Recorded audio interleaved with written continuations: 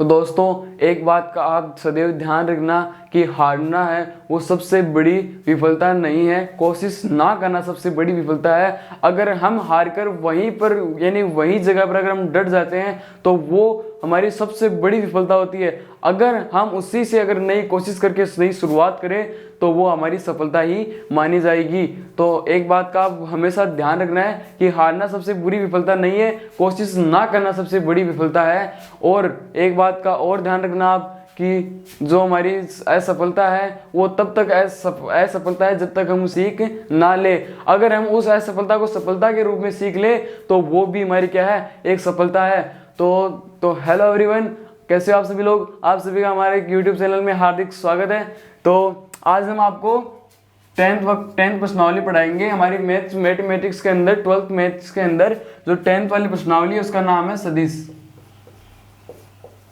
तो हम आज आपको सदिश प्रश्नावली के बारे में पढ़ाएंगे। तो इस सदिश प्रश्नावली का पूरा निचोड़ में आपको पढ़ा दूंगा। 10.2, 10.1, 10.3, 10.4 सारी की सारी आपको, मेरा जहाँ तक मानना है मैं आपको 30 मिनट के अंदर पूरी की पूरी क्लियर कर दूंगा। अगर आज मैंने आपको ये आपने ध्यान लगाकर पढ़ लिया और जो मैंने सूत्र लिखा उनको नोट कर लिया तो आपको एग्जाम तक इसके दोबारा देखने की जरूरत नहीं होगी, मतलब काटने की जरूरत नहीं होगी। अगर आपने एक बार सूत्रों को पढ़ लिया तो आप पूरी की पूरी प्रश्नावली उन्हीं के दौर पर निकाल सकते हैं। तो चलते हैं हमारी वीडियो पे। तो सबसे पहले बात करते हैं हम 10.1 प्रश्नावली के अंदर। तो 10.1 प्रश्नावली है, उसके अंदर कुछ भी क्वेश्चन नहीं है, बस 5 क्वेश्चन है। वो भी आपके जनरल नॉलेज के क्वेश्चन है कि इनकी दिशा, जैसे कि 10 मीटर उत्तर की ओर चलने पर, 10 मीटर पूर्व की ओर चलने पर ऐसे कुछ, ये कौन सी दिशा में लाके ठहरेगा। 5 क्वेश्चन है, एकदम ईजी क्वेश्चन है। तो वो मैं आपको नहीं बताऊंगा क्योंकि उसमें थोड़ा टाइम खराब करना ही है। अगर आप खुद पढ़ोगे एक बार तो आपको पूरा का पूरा समझ में आ जाएगा। अगर नहीं भी आए तो आप मुझे कमेंट करके बताइए, मैं उसका सॉल्यूशन बताऊंगा। तो वीडियो स्टार्ट करने से पहले आपको एक छोटी सी रिक्वेस्ट है कि वीडियो कर दीजिए लाइक एंड चैनल कर दीजिए सब्सक्राइब। ओके, तो 10.2 प्रश्नावली के अंदर पढ़ेंगे। सबसे पहले 10.2 प्रश्नावली के सूत्रों के बारे में पढ़ेंगे। 10.2 प्रश्नावली उसी 10 मिनट के वीडियो के अंदर पूरी 10.2 प्रश्नावली आपकी आ जाएगी। अब 10वें चैप्टर का नाम सदिश है, तो सदिश चैप्टर का नाम है तो हमें सबसे पहले ये जानना जरूरी है कि सदिश होती क्या है। तो देखो, सदिश जैसे ए वेक्टर यानी कि सदिश को इंग्लिश में कहते हैं वेक्टर, या फिर इसको ए सदिश भी बोल सकते हो या फिर इसे ए वेक्टर भी बोल सकते हो। तो ए वेक्टर इज इक्वल टू, हमारा मान लिया मैंने ए आई एक्स आई के प्लस वाई जे के प्लस के जेड के, ये इसका सामान्य सूत्र होता है सदिश का। तो ये जो सदिश है उसके बारे में आपने जो 11th के अंदर फिजिक्स के अंदर पढ़ा होगा, चैप्टर नंबर 3 के अंदर, वो भी इसी के बारे में था। तो ये लगभग सेम सा ही है, लेकिन इसमें सूत्र अलग होंगे। लेकिन सदिशों के बारे में अगर आपने थोड़ी बहुत नॉर्मल जानकारी हो तो थोड़ा ठीक रहता है। तो अब देखो, ए वेक्टर हमने लिख दिया है। तो ए वेक्टर लिखने के बाद जो यहाँ पे हमने लिखा है ना, ये एक्स वाई और जेड, ये तो होगी, ये पूरी तो होगी सदिश ए वेक्टर। अब जो इसमें एक्स वाई और जेड है, ये इस सदिश का क्या है, दिक् अनुपात। तो पहली चीज आप नोट कीजिए होगा दिक् अनुपात, पहली चीज नोट कर लीजिए दिक् अनुपात। और वीडियो में अगर सब लोग हैं वो एक पेज ले लीजिए, या फिर कोई रफ कॉपी का पेज या फिर कोई टू कॉपी वाला पेज एक पास में रख लीजिए। जो भी मैं सूत्र बता रहा हूँ उनको नोट कर लीजिए साथ के साथ। तो देखिए, तो सबसे पहले डालिए दिक् अनुपात। अब जो दिक् अनुपात होते हैं उसे हम किसके द्वारा शो करते हैं, उसे हम एक तो देखो एक के द्वारा शो करते हैं, एक बी और सी, इन 3 चीजों के द्वारा शो करते हैं। यानी कि आपको ये दे रखा होगा, मतलब क्वेश्चन में आपको दे रखा होगा कि ए वेक्टर एक सदिश है, इसकी सहायता से दिक् अनुपात ज्ञात कीजिए। अब दिक् अनुपात कौन से होते हैं, देखो ये एक्स वाली, वाई वाले और जेड वाले, ये तीनों नंबर एक क्या है, दिक् अनुपात है किसके, सदिश के। तो ये हो गया ए बराबर एक्स हो गया, और बी बराबर वाई हो गया, और सी बराबर जेड हो गया। यानी कि इसके दिक् अनुपात है सदिश के हमने ज्ञात कर लिए। इसी प्रकार से अगला वाला दूसरा हेडिंग डाल लीजिए दिक् हो जाए।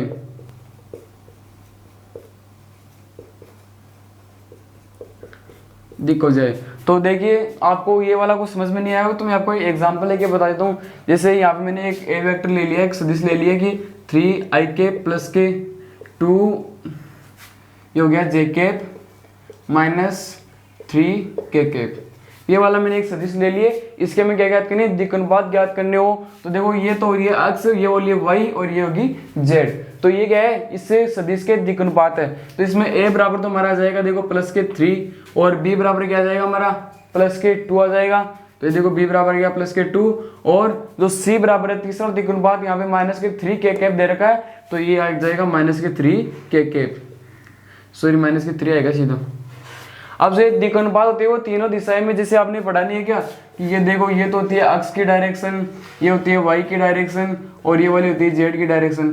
तो ये इसी द्विकोणपात के बारे में चर्चा कर रहा है। तो आपको बता रहा है कि जो आई मान लिया कि ये वाला तो है आई के घटक है, इधर है जे कैप के घटक और इधर है के कैप के घटक।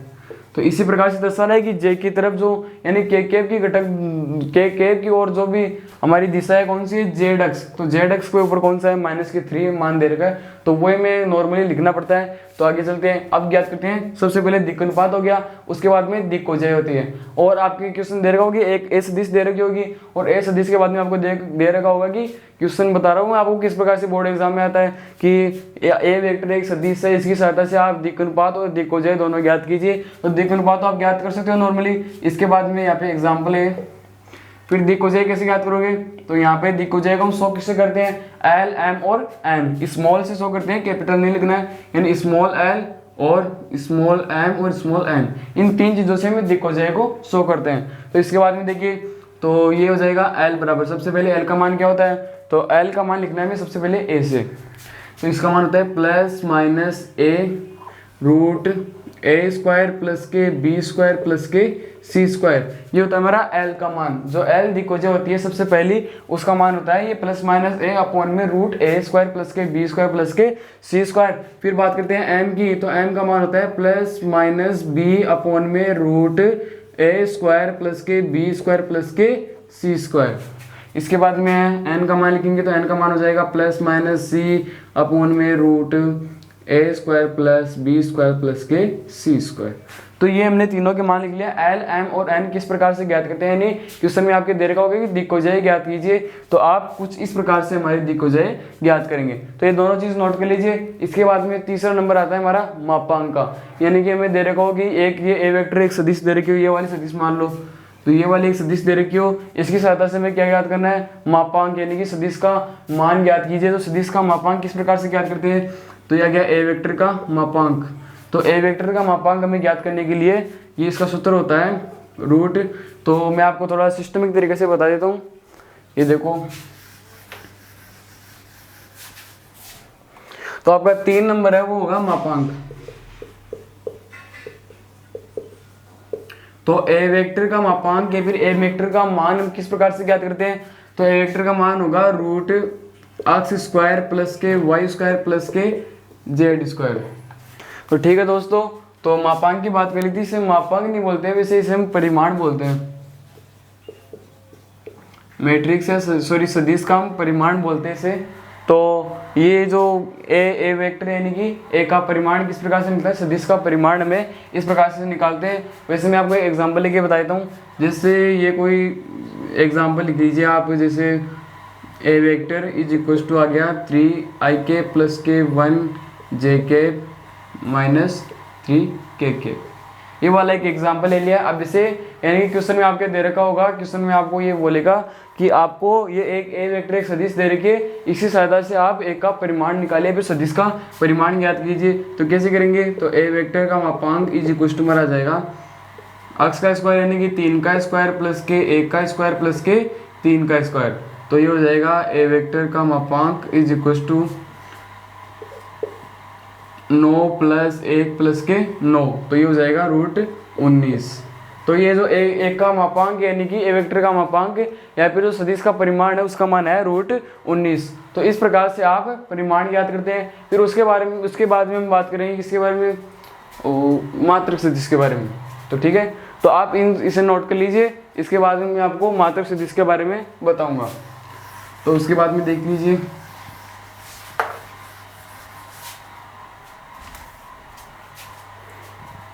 ये देखिए, फिर एक सदिश लिख देता हूँ मैं, ए वेक्टर इज इक्वल टू अक्स आई के प्लस के वाई जे के प्लस के जेड के के। अब डाल लीजिए 4 नंबर हेडिंग डाल लीजिए। क्या पढ़ेंगे, किसके बारे में पढ़ेंगे हम,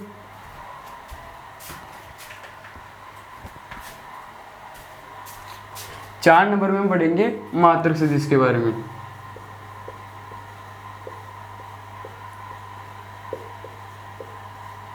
मात्रक सदिश के बारे में पढ़ेंगे। तो मात्रक सदिश क्या होती है, तो मात्रक सदिश का जो सूत्र होता है हमारा वो कुछ इस प्रकार से होता है, जैसे कि हमें ये ए वेक्टर एक सदिश दे रखी है, हमें ए वेक्टर के क्या है, ए वेक्टर के अनुदिश मात्रक सदिश ज्ञात करनी हो तो उससे पहले आपको यहाँ पे ए वेक्टर का मापांक ज्ञात करना पड़ेगा। फिर ए वेक्टर का मापांक ज्ञात करने के बाद तो ए वेक्टर का मापांक आप ज्ञात कर सकते हैं, मैंने आपको जो सूत्र नंबर 3 था उसके अंदर बताया था आप कैसे ज्ञात करते हैं ए वेक्टर का मापांक।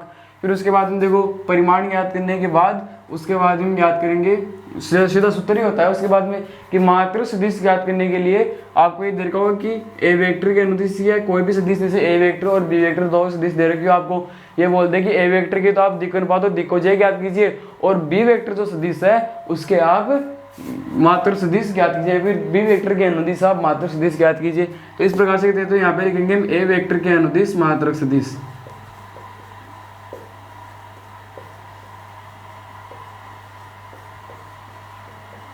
तो ए वेक्टर के अनुदिश मात्रक सदिश ज्ञात करेंगे।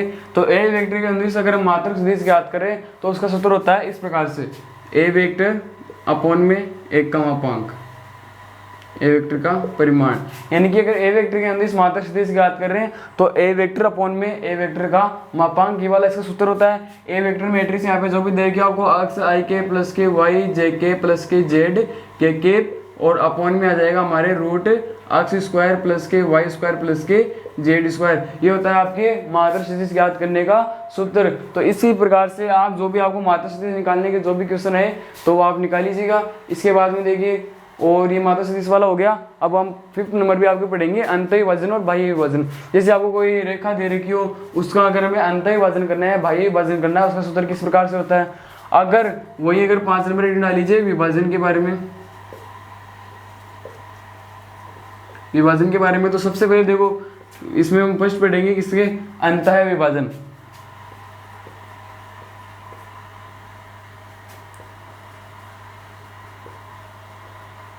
फर्स्ट पढ़ेंगे हम अंतः विभाजन के बारे में। अब देखिए अंतः विभाजन की बात करते हैं तो इससे पहले आप एग्जांपल लेके देख लीजिए।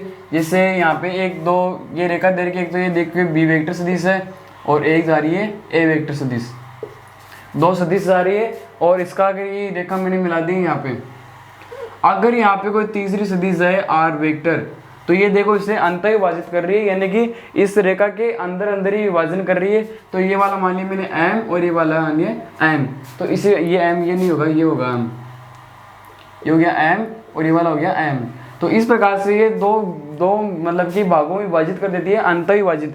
और एक होता है बाह्य विभाजन। अब बाह्य विभाजन को भी समझ लीजिए किस प्रकार से होता है। तो ये वाली एक रेखा है, ये वाली मान ली मैंने बी वेक्टर और ये वाली होगी ए वेक्टर रेखा, तो ये कुछ इस प्रकार से मिल रही है। अब इसके बाद में अगर ये तो होगी ए वेक्टर और बी वेक्टर दोनों के बीच की रेखा, अगर इसी के ऊपर एक ये आ जाए आर वेक्टर और ये होगी बाह्य के अंदर, यानी कि देखो ये तो होगी देखो पूरी की पूरी एम, ये तो मान लिया एम और ये होगी एन। ये देखो ये ए वेक्टर और बी वेक्टर दोनों के मिलाने वाली रेखा के बीच के अंदर था, इसको तो अगर कोई विभाजन हो इसके अंदर तो उसे बोलते हैं अंतः विभाजन। अगर कोई बाहर कोई दूसरी रेखा के अंदर विभाजन हो तो उसे बोलते हैं बाह्य विभाजन। तो बाह्य विभाजन और अंतः विभाजन वाला आपको समझ में आ गया। तो इसके बाद में देखिए ये अंतः विभाजन का किस प्रकार से करते हैं सूत्र होता है। तो अंतः विभाजन का सूत्र होता है R vector is equal to, यानी कि कोई हमें दो सदिश दे रखी होगी ए वेक्टर और बी वेक्टर, अगर वो अंतः विभाजित होती है तो उसका सूत्र हमारा इस प्रकार से होता है कि एम बी वेक्टर प्लस के एन ए वेक्टर अपॉन में एम प्लस एन। ये वाला सूत्र हो तुम्हारा अंतः विभाजन के अंदर। फिर बात करते हैं दूसरा बाह्य विभाजन के अंदर।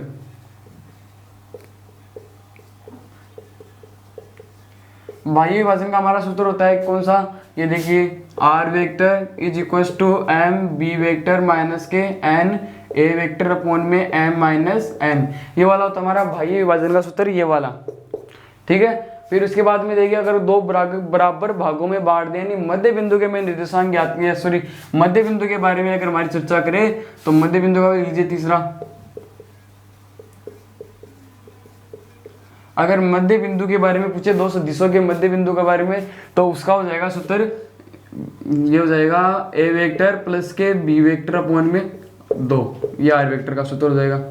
तो इस प्रकार से हम क्या है मध्य बिंदु, बाह्य विभाजन और अंत विभाजन के बारे में बात कर लिया, और मात्रक सदिश के बारे में बात कर लिया मैंने, और एक हम कोई सदिश का परिमाण निकाल दिया उसके बारे में बात कर लिए, दिक् अनुपात के बारे में बात कर लिए, और दिक्कोजय के बारे में बात कर लिए। तो आपकी जो 10.2 प्रश्नावली है वो इन्हीं के ऊपर आधारित है। जो भी आपके 10.2 हमारी जो प्रश्नावली है उसके अंदर यही क्वेश्चन दे रखे, कोई एक या दो क्वेश्चन डिफरेंट हो तो वो मुझे आप कमेंट करके बता देना। अगर आपको नहीं आए तो आप पूरी कोशिश करना, अगर आपको आ जाएंगे, अगर फिर भी नहीं आए तो आप मुझे कमेंट करके बताना, मैं आपको उसका सॉल्यूशन दे दूंगा अगले वीडियो के अंदर। तो ये वाला आपको समझ में आ गया। अब इसके बाद में देखिए 10.3 के बारे में बात करते हैं। तो दोस्तों अब तक हमने क्या है 10.2 प्रश्नावली के बारे में पूरी चर्चा कर ली थी कि इसमें कौन से सूत्र अप्लाई होंगे और कौन से नहीं होंगे। तो जो भी 10.2 में मैंने आपको सूत्र लिखवाए थे उसी के आधारित तो पूरी 10.2 प्रश्नावली है। अब उसके बारे में हम बात करेंगे, उसके बाद में 10.3 प्रश्नावली के बारे में बात करेंगे। तो 10.3 प्रश्नावली है, उसके अंदर कुछ ज़्यादा सूत्र नहीं है, बस ओनली 5 या 6 सूत्र है, तो वो आप नोट कर लीजिए। सबसे पहले देखो, पहला हम ज्ञात करेंगे, ये सदिश लिख लेता हूँ मैं 2। हमने अब तक एक सदिश के बारे में पढ़ा था कि एक सदिश का हम परिमाण किस प्रकार ज्ञात कर सकते हैं, दिक्कोजय और दिक् अनुपात, इसके बारे में चर्चा की थी। अब जब 2 सदिश दे रखे हो, वैसे हमने अंत विभाजन और बाह्य विभाजन के अंदर 2 सदिश होती है, लेकिन यहाँ पर दोबारा देख लीजिए, हमें 2 सदिश दे रखी है। जैसे एक तो ए वेक्टर दे रखी है, कौन सी, x1 ik प्लस के y1 jk प्लस के z1 kk, ये वाली हमें ए वेक्टर सदिश दे रखी है। और दूसरी में दे रखी है बी वेक्टर सदिश, ये है x2 ik प्लस के y2 jk प्लस के z2 kk, ये हमें 2 सदिश दे रखी है, ए वेक्टर और बी वेक्टर 2 सदिश दे रखी है। अब हमें ये तो पूछ ले कि हमें इसके दिक् अनुपात ज्ञात कीजिए, तो इसके दिक् अनुपात ज्ञात करने का सूत्र लिख लीजिए।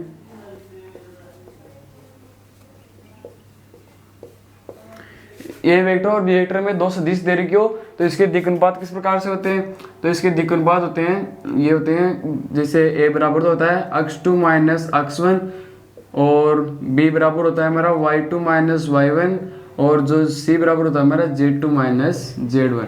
ये होते हैं दिक् अनुपात। 2 रेखाओं यानी कि 2 सदिशों के दिक् अनुपात एक साथ में पूछ लिए जाए। अगर हमें एक सदिश का दिक् अनुपात पूछे तो हो गया x1 y1 और z1 हो गए, लेकिन हमें दोनों सदिशों के कंबाइंड में अगर हमें दिक् अनुपात पूछे जाए तो उसका सूत्र होता है a बराबर x2 minus x1, y2 minus y1 और z2 माइनस z1। तो इस प्रकार से होता है। अब इसके बाद में हम आपने 11th के अंदर 11th के अंदर फिजिक्स के अंदर आपने एक पढ़ा होगा टॉपिक सदिश, मतलब चैप्टर नंबर 3 के अंदर होगा कि A vector dot B vector का मान किस प्रकार से ज्ञात करते हैं। ये देखो, ये जो 10.3 प्रश्नावली है ना वो डॉट प्रोडक्ट पर आधारित है, यानी कि डॉट वाले ए वेक्टर और डॉट बी वेक्टर इसके ऊपर आधारित है। बाकी जो आपकी 10.4 प्रश्नावली है वो ए वेक्टर क्रॉस बी वेक्टर पर आधारित है, यानी कि ये दो तरीकों से हम अदिश गुणा और सदिश गुणा करते हैं। तो ये है 2 सदिशों का ये अदिश गुणा है, और ये 2 सदिशों का ये सदिश गुणा है। तो हम 10.4 प्रश्नावली है उसके अंदर ए वेक्टर क्रॉस बी वेक्टर के बारे में पढ़ेंगे, और जो 10.3 प्रश्नावली है उसके अंदर हम ए वेक्टर डॉट बी वेक्टर के बारे में पढ़ेंगे।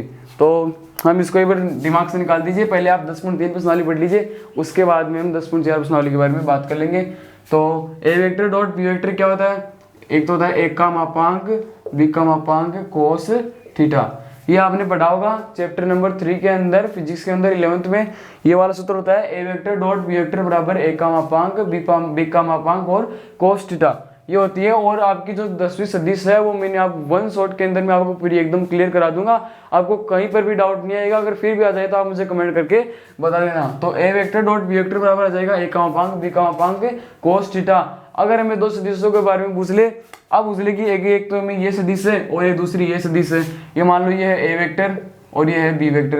अब पूछ ले कि इन दोनों सदिशों के बीच का कोण बताइए, कोण कितना है। तो हमें ए वेक्टर और बी वेक्टर 2 सदिश दे रखे और इनके बीच के कोण के बारे में पूछ ले, तो हम कोण किस प्रकार से बताएंगे।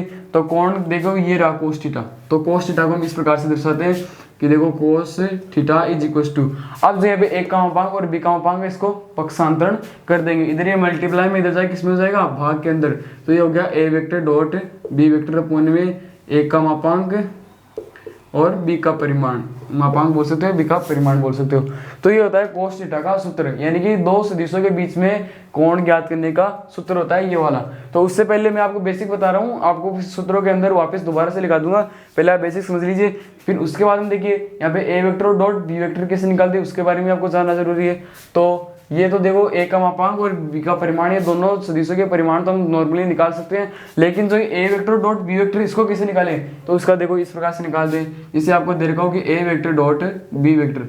इससे पहले मैं आपको एक और बात बता दूं, आपने जो ये पढ़ा होगा कि देखो ये आई कैप डॉट आई कैप बराबर होता है हमारा 1, ये वाला मान पढ़ा है ना कि हम दो सदिशों का, यानी कि दो सदिशों के जो पैरामीटर्स होते हैं उसके बारे में बात कर रहा हूँ। तो देखो आई कैप डॉट आई कैप बराबर होता है 1, उसी प्रकार से हमारा होता है जे कैप डॉट जे कैप बराबर के कैप डॉट के कैप, इनका मान होता है 1 के बराबर। अगर हम आई कैप और आई कैप को मल्टीप्लाई करते हैं, इनका डॉट प्रोडक्ट करते हैं, तो उनका मान होता है 1 के बराबर। यानी दो सेम जो होते हैं ना, उनका अगर डॉट प्रोडक्ट करते हैं तो उनका 1 के मान के बराबर होता है। अगर वहीं पे अगर मैं कर लूँ आई कैप डॉट जे कैप या फिर आई कैप डॉट के कैप कर लूँ या फिर कर लूँ जे कैप डॉट के कैप, तो इनका मान होता है वो होता है 0 के बराबर। यानी कि बाकी किसी का भी अगर हम डॉट प्रोडक्ट करते हैं तो उसका मान तो 0 के बराबर होता है, लेकिन अगर सेम का करें ना तो उनका 1 होता है, बाकी जो भी बच गया उनको 0 होता है। इस प्रकार से आप याद कर लीजिए इसको। तो इसी प्रकार से हम ए वेक्टर डॉट बी वेक्टर का मान याद करेंगे। तो इसमें लिख लीजिए सबसे पहले ए वेक्टर का, यहाँ पे लिख देता हूँ ए वेक्टर डॉट बी वेक्टर। अगर आप ए वेक्टर डॉट बी वेक्टर याद करते हैं तो सबसे पहले आप ए वेक्टर सदिश लिखिए, उसके बाद में बी वेक्टर सदिश लिखिए।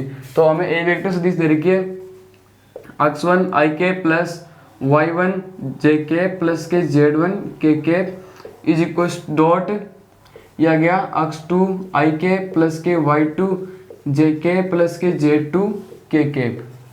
ये दोनों सदिशों मैंने डॉट लगा के लिख दिया, ए वेक्टर और बी वेक्टर दोनों का मान रखा है नॉर्मली। अब देखिए अगर आपको ये एग्जांपल लेके देखिए, जैसे हमें x प्लस 2x इंटू में आ गया 2 प्लस x, अगर हमें इन दोनों को मल्टीप्लाई करना हो तो हम किस प्रकार से नॉर्मली मल्टीप्लाई करते हैं। देखिए सबसे पहले हम ये वाला पद लेंगे, इसको पहले इससे मल्टीप्लाई करेंगे, उसके बाद में इससे मल्टीप्लाई करेंगे। इसी प्रकार से इसी मेथड से हम ज्ञात करते हैं ना इसको, तो इसी प्रकार से इसको भी करेंगे। यानी कि हम x1 आई कैप को अगर मैं x2 आई कैप से मल्टीप्लाई करूंगा तो इसका क्या हो जाएगा, आई कैप डॉट आई कैप तो हो जाएगा 1, और x1 x2 को दोनों को मल्टीप्लाई करूंगा तो क्या आ जाएगा x1 x2। ये ऐसा कैसा आ जाएगा, तो आ गया x1 x2। अब इसके बाद में यहाँ पे बीच में आएगा प्लस का निशान। फिर देखिए x1 आई कैप को मैं अगर y2 जे कैप से मल्टीप्लाई करूंगा तो देखो x1 को और y2 से मल्टीप्लाई करूंगा तो आ जाएगा x1 y2। फिर उसके बाद में देखिए आई कैप और जे कैप इन दोनों को मल्टीप्लाई करूंगा, यानी ये दो अलग अलग आगे देखिए आई कैप और ये यहाँ पे डॉट आएगा, डॉट आई कैप और जे कैप या फिर आई कैप और के कैप कुछ भी आ जाए ना तो उसके बाद में क्या होता है, उसका 0 हो जाता है। यानी दो समान के अंदर अगर कुछ दो समान सदिशों के डॉट प्रोडक्ट के अलावा अगर कोई भी आ जाए तो उसका क्या होता है 0 होता है। तो यहाँ पे आ जाएगा 0। फिर उसी प्रकार से अगर आई को हम कैसे करेंगे तो भी 0 आ जाएगा। तो इसमें ये नॉर्मली आप ऐसे याद कर लीजिए कि जो सेम मैंने आई कैप को आई कैप के साथ मल्टीप्लाई, जे कैप को जे कैप के साथ और के कैप को के कैप के साथ। तो इसी प्रकार से इसका मान आ जाएगा y1 y2 प्लस के z1 z2। तो ये वाला आपका मान आ जाएगा A vector dot B vector. ज्ञात कैसे करते हैं उसका ये वाला सूत्र होता है x1 x2 y1 y2 plus z1 z2, ये वाला सूत्र होता है इसका। तो दिक् अनुपात हमने ज्ञात करने का सूत्र लिख लिया। अब मैं आपको सूत्र के तौर पे बता देता हूँ, आपको सारा बेसिक है वो समझ में आ गया होगा। तो लिख लीजिए, ये दिक् अनुपात वाला मिटा दिया क्या, ये a बराबर हो गया x2 माइनस x1, b बराबर हो गया y2 माइनस y1 और c बराबर हो गया z2 माइनस z1। ये हमने दिक् अनुपात ज्ञात करने का सूत्र लिख लिया। अब इसके बाद में हम क्या ज्ञात करेंगे, दो सदिशों के बीच का कोण ज्ञात कर लेते हैं। तो दो सदिशों के बीच का कोण,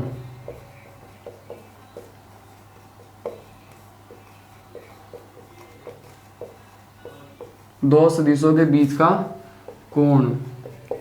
अब ये आप किस प्रकार से ज्ञात करेंगे, तो मैंने आपको बताया था कोस थीटा बराबर आता है हमारा A vector dot B vector upon में ए का मापांक बी का मापांक। यानी दो सदिशों के डॉट प्रोडक्ट का अगर हम उसमें किसका भाग देते हैं, एक के मापांक एक के जो परिमाण है और बी के परिमाण दोनों गुणा करके भाग देते हैं तो थीटा कोस थीटा का मान आता है। लेकिन अगर हमें कोण ज्ञात करना है तो इसका सूत्र ये वाला होता है, theta is equal to cos inverse A vector dot B vector upon में ए का मापांक बी का मापांक।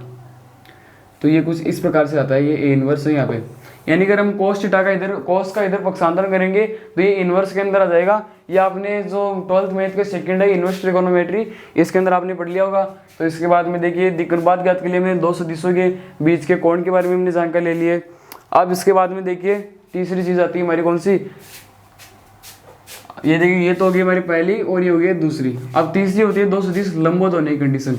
अगर देखिए ये वाली ए वेक्टर सदिश है और ये वाली बी वेक्टर सदिश है, अब दोनों लंबवत है, तो लंबवत होने की कंडीशन किस प्रकार से होती है उसके बारे में देख लीजिए।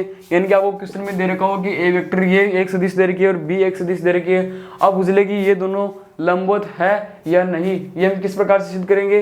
तो देखिए लंबवत होने की कंडीशन लिख लीजिए, लंबवत होने की स्थिति।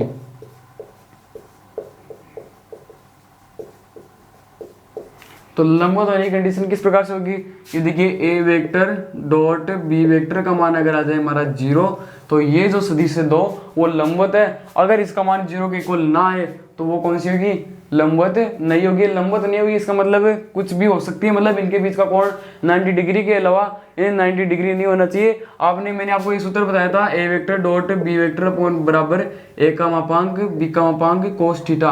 अगर यहाँ पे थीटा का मान 90 डिग्री हो जाए तो कोस 90 का मान होता है 0, तो इसका 0 होने पर ये पूरा का पूरा 0 हो जाएगा। तो इससे क्या सिद्ध कर सकते हैं, यानी कि A vector dot B vector का मान अगर 0 है तो क्या हो जाएगा, जो हमारी जो सदिश है वो क्या होगी, लंबवत हो जाएगी। तो ये वाला सूत्र होता है लंबवत होने की कंडीशन होती है, याद रखना है इसको, इस प्रकार से याद करते हैं। फिर उसके बाद में फिर चौथा सूत्र और लिख लीजिए। चौथे नंबर पर हमारा आता है प्रक्षेप। ये नाम, ये वाला प्रश्न ने प्रक्षेप वाला टॉपिक, ये वाला आप एकदम ध्यान से समझ लेना, क्योंकि ये वाला क्वेश्चन है हर बार एग्जाम में आता है, हर बार।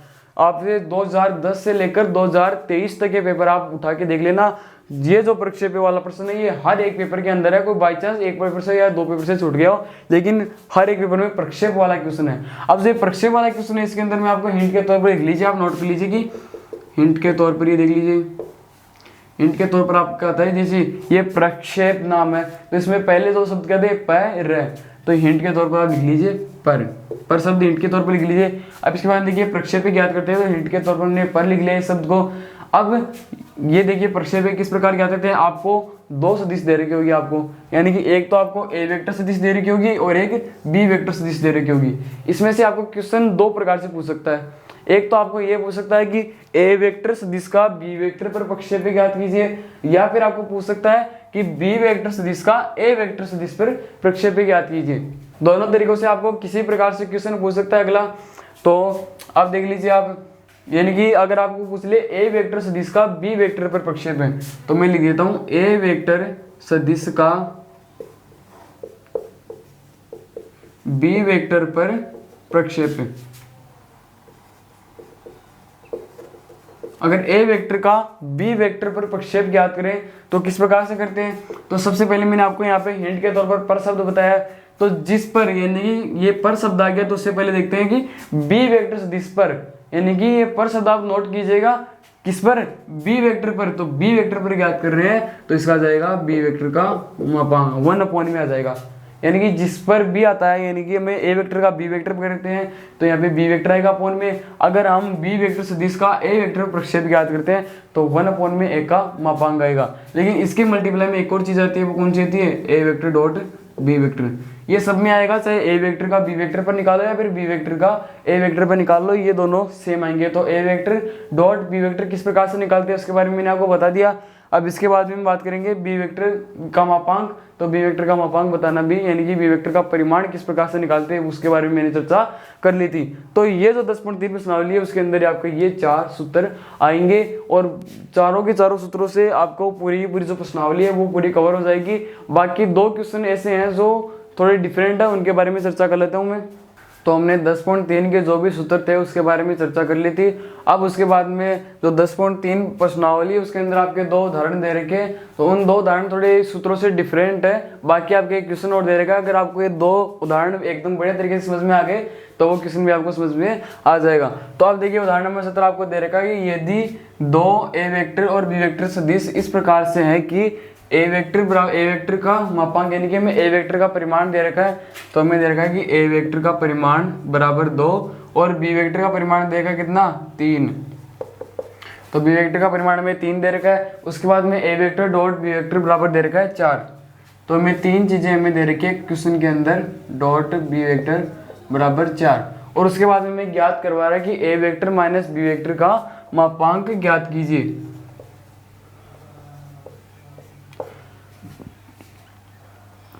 अगर मान लो कि हमसे नॉर्मली अगर हमें ज्ञात करवाए कि ए वेक्टर का मापांक ज्ञात कीजिए या फिर बी वेक्टर का मापांक ज्ञात कीजिए, ए वेक्टर माइनस बी वेक्टर का मापांक ज्ञात कीजिए, तो आप नॉर्मली आराम से कर सकते हो अगर आपको मान दिया हुआ तो, सदिश का मान दिया हुआ तो।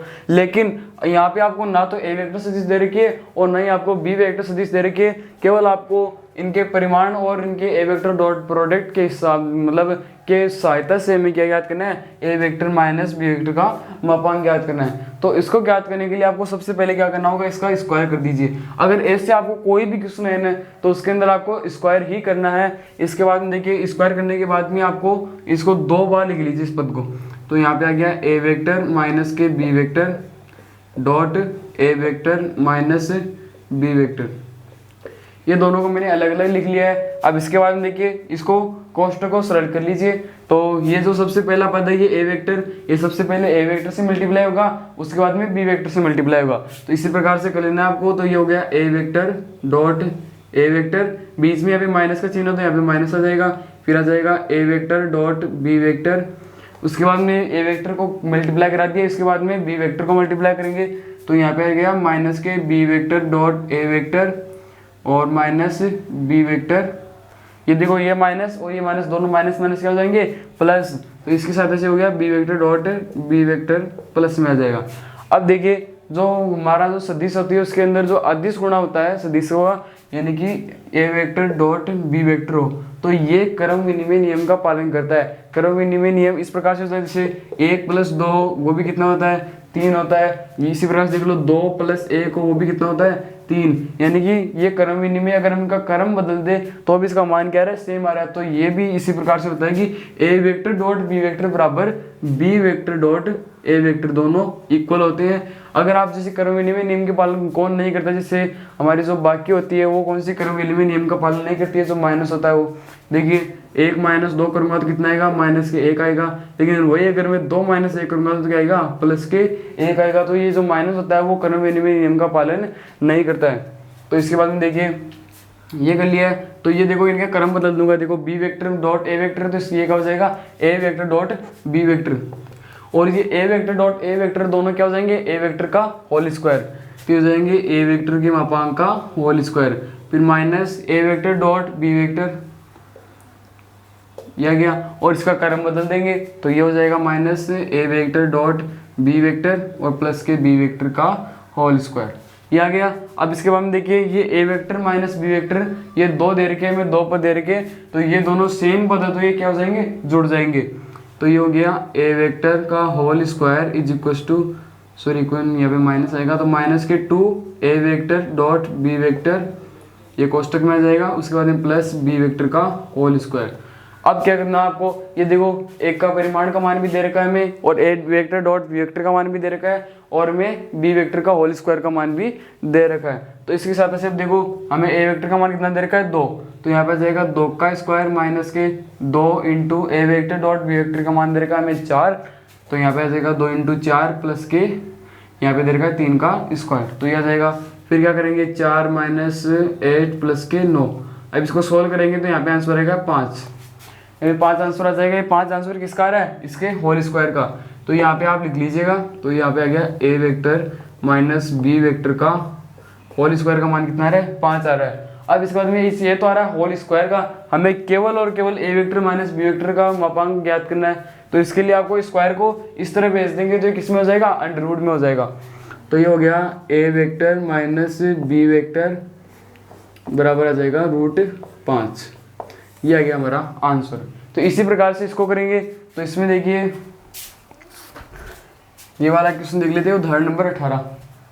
अब उदाहरण नंबर 18 में तो हमें डायरेक्ट दे रखा है ए वेक्टर एक मात्रक सदिश है।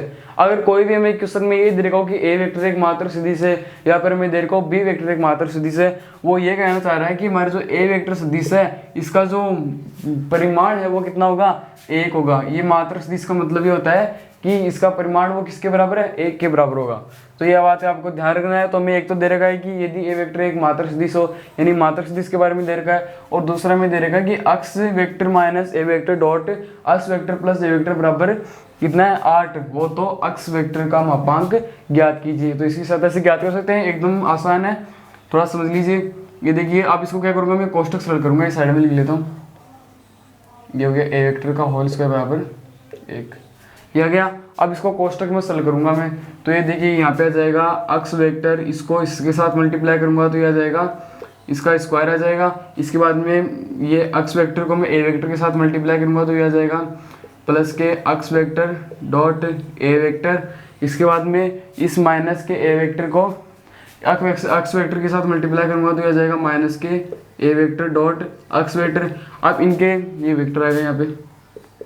अब जो ए वेक्टर डॉट अक्स वेक्टर इनके मैं क्रम बदल दूंगा तो ये कुछ इस प्रकार से हो जाएगा, माइनस के अक्स वेक्टर डॉट ए वेक्टर, फिर आ जाएगा प्लस के, इन दोनों को मल्टीप्लाई करूंगा तो ये भी माइनस में आएगा, आ जाएगा माइनस के ए वेक्टर का होल स्क्वायर और बराबर 8। ये हमने कोष्टक सॉल्व किया है, बाकी कुछ नहीं किया है। और जो ए अक्स वेक्टर डॉट अक्स वेक्टर था उनको मैंने कमेंट रूप में अक्स वेक्टर का होल स्क्वायर लिख लिया है।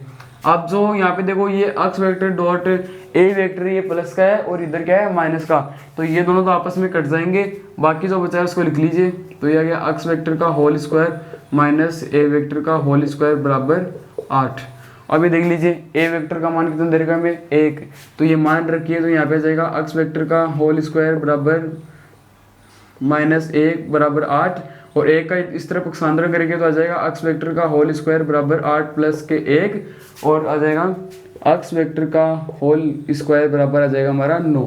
अब क्या ज्ञात करना है हमें, यहाँ पे ज्ञात करना है अक्स वेक्टर, केवल और केवल अक्स वेक्टर ज्ञात करना है। तो इसको क्या कर देंगे, इस तरफ पक्षांतरण कर देंगे, तो यहाँ पे आ जाएगा अक्स वेक्टर का होल बराबर ये जाएगा रूट 9 करेंगे तो रूट 9 बराबर आ जाएगा 3। यह गया हमारा अक्स वेक्टर का मान। तो इसी के साथ जो हमारी 10.3 प्रश्नावली थी वो पूरी कंप्लीट हो गई है। अब आपको 10.4 का थोड़ा बहुत जो सूत्र है उसके बारे में चर्चा कर लेंगे, तो हमारी जो 10वीं प्रश्नावली है वो पूरी की पूरी कंप्लीट हो जाएगी। तो दोस्तों बनते रहिए। तो दोस्तों अब तक हमने 10.1 और 10.2 10.3 के बारे में चर्चा कर ली थी। अब इसके बाद में हम बात करेंगे 10.4 प्रश्नावली के बारे में। तो 10.4 प्रश्नावली के अंदर मैंने आपको पहले बता दिया था इसके अंदर क्या आने वाला है। ये देखो ये आएगा ए वेक्टर क्रॉस बी वेक्टर के बारे में पढ़ेंगे इसके अंदर, और इसके अंदर दो रेखाओं के बीच के कोण के बारे में कुछ भी चर्चा नहीं हुई है। तो इसमें आपको कुछ दो तीन चीज़ों के बारे में देखना है कि एक तो आपको सबसे पहले आपको ए वेक्टर एक सदिश दे रखी होगी, इसे x1 i के प्लस के y1 j कैप प्लस के z1 k कैप, और एक आपको बी वेक्टर सदिश दे रखी होगी, ये होगी x2 i के प्लस के y2 j कैप प्लस के z2 k कैप। ये आपको दो सदिश दे रखी होगी। इसकी सहायता से आपको बोलेगा कि आप ए वेक्टर क्रॉस बी वेक्टर ज्ञात कीजिए। तो ये A vector cross B vector किस प्रकार से ज्ञात करते हैं उसको समझ लीजिए आप। इसमें कोई सूत्र उत्तर वैसे नहीं है, बस दो ही सूत्र है इसके अंदर, और ये वाला जो बता रहा हूँ ये वाला बेसिक आपको ये सीधा आना चाहिए डायरेक्ट। तो ए वेक्टर क्रॉस बी वेक्टर किस प्रकार से ज्ञात करते हैं, तो उसके लिए आपको ये दे रखे होंगे ए सदिश और बी सदिश दो सदिश दे रखे होंगे। आपको एक सारणिक बनानी होगी। इसकी सहायता से आपने जो 12th के अंदर जो भाग फर्स्ट था मैथ का, उसके अंदर आपको 4th जो प्रश्नावली है उसके अंदर मैंने आपको ये KMIQ को प्लेटफॉर्म के द्वारा पढ़ा दी है, तो उसका लिंक भी आपको डिस्क्रिप्शन में मिल जाएगा। जिन लोगों ने अभी तक सारणिक वाले चैप्टर नहीं पढ़ा है तो वो पढ़ सकते हैं, और बाकी अभी चलते हैं जिन लोगों ने पढ़ लिया है वो सुन लीजिए। यहाँ पे आ गया आई कैप, और यहाँ पे आ गया जे कैप, और यहाँ पे आएगा के कैप। ये इस प्रकार से लिख लेना है आई जे और के। इसके बाद में जो हमें ए वेक्टर सदिश दे रखी है, अगर हमें ए वेक्टर क्रॉस बी वेक्टर ज्ञात कर रहे हैं तब जो है ना सबसे पहले आपको ए वेक्टर सदिश के हमें दिक् अनुपात लिखने हैं यहाँ पे।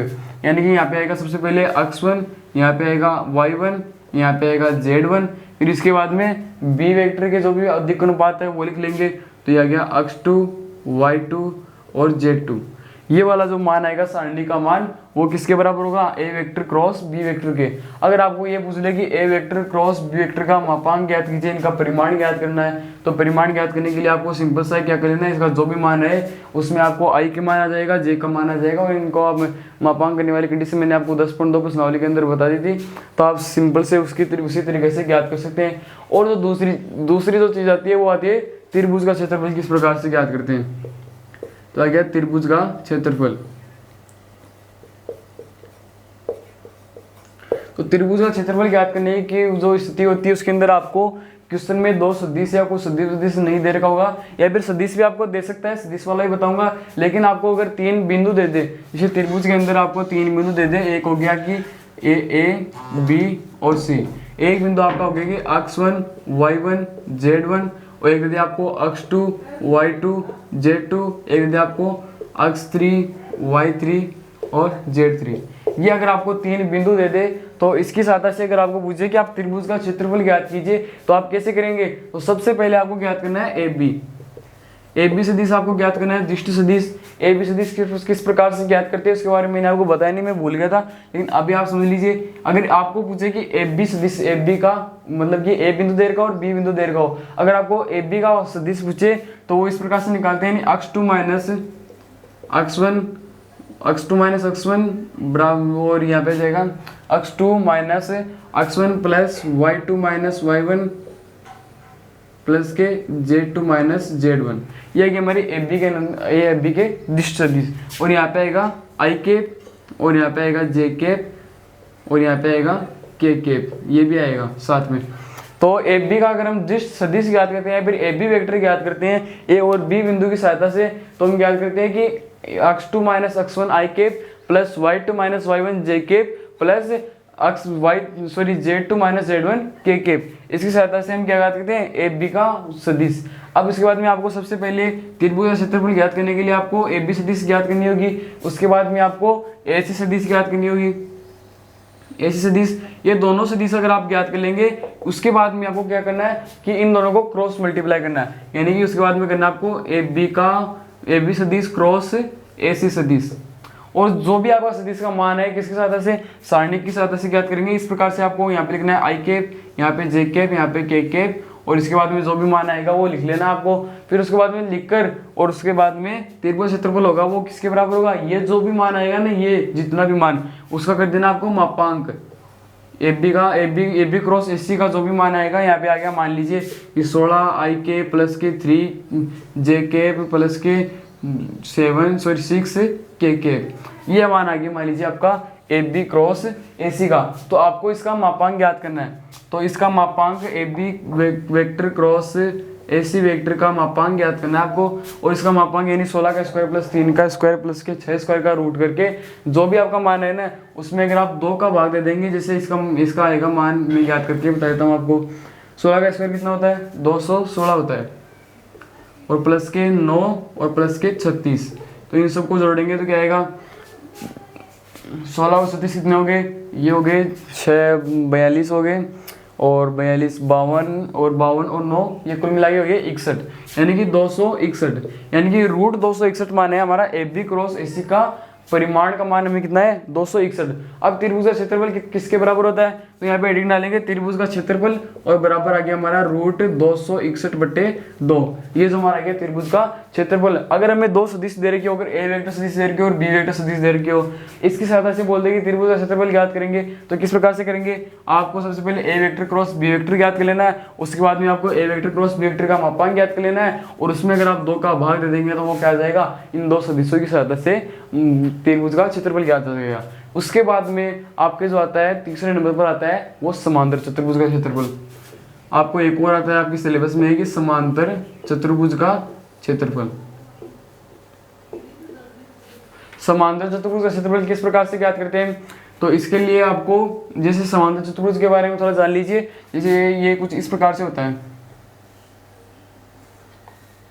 ये इस प्रकार से होता है। इसमें क्या होता है? आमने सामने की जो भुजा है वो दोनों समान होती है। या तो आपको ये ए वेक्टर और बी वेक्टर 2 सदिश देगा, या फिर आपको ये चारों बिंदु देगा। तो चारों बिंदुओं की सहायता से आपको एक तो ये सदिश निकालनी है और एक ये सदिश निकालनी है, क्योंकि ये और ये तो सेम है और ये वाली सेम है। तो आपको इसमें एक तो ये वाले तिरछे रेखा है ये सदिश ज्ञात करनी है और एक ये सदिश, 2 सदिश ज्ञात करके इसके बाद में आपको सॉल्यूशन करना है। अगर नहीं आए और अगर आपको दे दे कि ए वेक्टर सदिश और बी वेक्टर सदिश, अगर 2 सदिश दे दे तो आपको क्या करना है? सबसे पहले इसी के द्वारा सेम टू सेम है, बस एक ही स्टेप का अंतर है। यहाँ पे देखिए ठीक से देखिएगा। सबसे पहले आपको ए वेक्टर क्रॉस बी वेक्टर ज्ञात करना है, उसके बाद में आपको ए वेक्टर क्रॉस बी वेक्टर का मापांक करना है, मापांक ज्ञात करना है, दोनों का परिमाण ज्ञात करना है, और जो इसका परिमाण आएगा वही क्या आएगा? समांतर चतुर्भुज का क्षेत्रफल। अगर हम समांतर चतुर्भुज के क्षेत्रफल के अंदर त्रिभुज के क्षेत्र 2 का भाग दे दे तो वो आ जाएगा त्रिभुज का क्षेत्रफल। ध्यान ठीक से दोबारा देख लीजिएगा। अगर समांतर चतुर्भुज के क्षेत्रफल में हम 2 का भाग दे दें तो वो आ जाएगा त्रिभुज का क्षेत्रफल। और बाकी जो आपका ए क्रॉस बी है तो वो तो सब में काम में आएगा। तो आपको सबसे पहले ए क्रॉस बी निकालना आना चाहिए, उसके बाद में आप ये समांतर चतुर्भुज क्षेत्रफल, त्रिभुज का क्षेत्रफल के बारे में चर्चा कर लिए। तो हमने जो भी 10.1, 10.2, 10.3 और 10.4 जितनी भी पूरी प्रश्नावली थी वो इन्हीं सूत्रों के ऊपर आधारित है और सारी की सारी जो प्रश्नावली है वो इसी में कवर हो जाती है इन सूत्रों में। बाकी जो एक दो क्वेश्चन अगर कोई डिफरेंट हो तो आप, अगर आपको समझ में नहीं आए तो आप मुझे कमेंट करके बताइएगा। अगली क्लास में आपको 100% में आपको उसका आंसर करके बताऊंगा। तो दोस्तों वीडियो को दीजिए लाइक एंड चैनल को कर दीजिए सब्सक्राइब। मिलते हैं दोस्तों अगली वीडियो में।